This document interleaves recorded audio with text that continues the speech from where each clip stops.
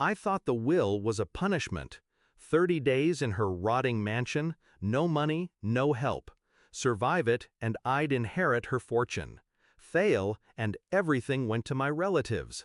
They smirked in the lawyer's office when the terms were read. My aunt whispered loud enough for me to hear, "He'll last a week, he's soft." They thought I was weak. They thought wrong. The first night, the house greeted me with silence. The wallpaper peeled like dead skin, the floors groaned, and the air stank of mildew and dust. Every corner whispered abandonment. I should have been scared. Instead, I was calculating. This wasn't punishment, it was a test, and my grandmother always loved her tests.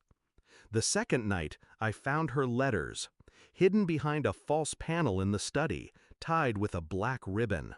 Her handwriting, sharp, elegant, unforgiving. This house will reveal the truth. Pay attention. Watch who comes for you. I didn't understand, not yet, but by the fourth night, I noticed the food I had rationed was disappearing faster than I ate it. At first, I blamed my hunger. Then I caught the sound of footsteps, faint after midnight. I waited in the dark, back against the wall, heart steady. A shadow slipped into the kitchen. My cousin Henry. So it began. They weren't waiting for me to fail. They were making sure I failed. Cutting power lines, spoiling food, locking doors from the outside. Every morning they came by the gate, asking with saccharine voices if I was holding up. Behind their pitying smiles, I saw their hunger. They wanted the inheritance, and they'd do anything to take it. But they didn't know me. I let them think their tricks worked.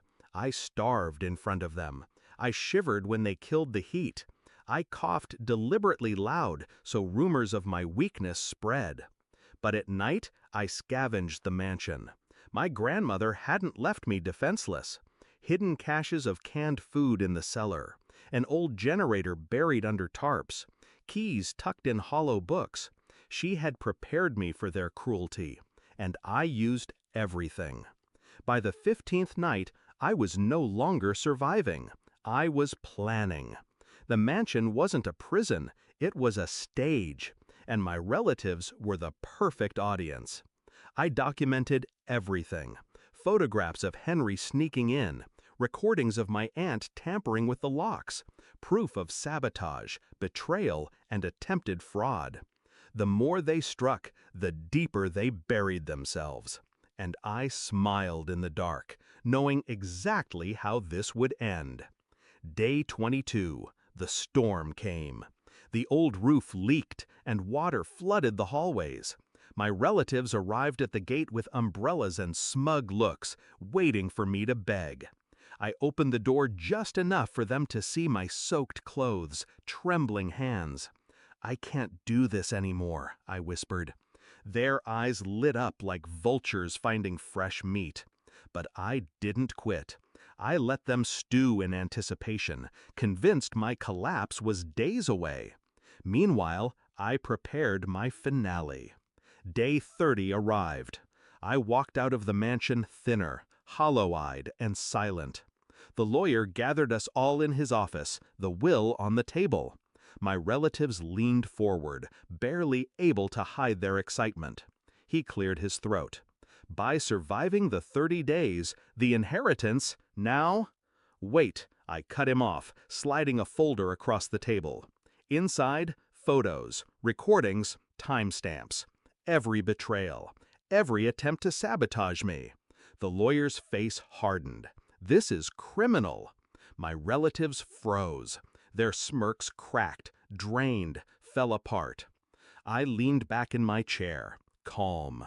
They weren't just waiting for me to fail, they made sure of it. Grandma warned me. She told me to watch. For once, silence filled the room. Not the victorious kind they had dreamed of, but the silence of people watching their empire collapse. The inheritance became mine. Theirs became nothing but legal battles and shame. Now, when I think back to that rotting mansion, I don't remember the mildew or the hunger. I remember control. I remember patience. And I remember the look on their faces when they realized I had turned their trap into my weapon. My grandmother's will wasn't a punishment. It was an invitation, and I accepted it completely.